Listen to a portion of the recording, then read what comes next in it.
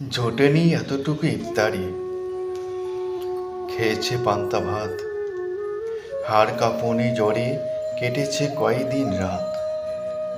বলছি ওই বাড়িটির সেই নিঃস্ব বুড়ির কথা, কোনো পৌষ মাঘেই যার জোটে না লেপ কাঁথা। ভিক্ষা করেই কাটে জীবন ত্রিভুবনে একা, সব হারিয়ে নিঃস্ব বুড়ি সুখ দিয়েছে ধোকা।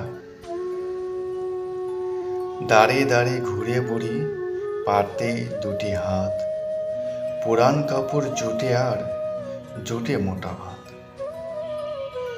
দয়ার দানে সুখেই ছিল, দিন কাটছিল বেশ, কোমর ব্যথা বাড়ল বলে জ্বর বাড়ালো ক্লেশ।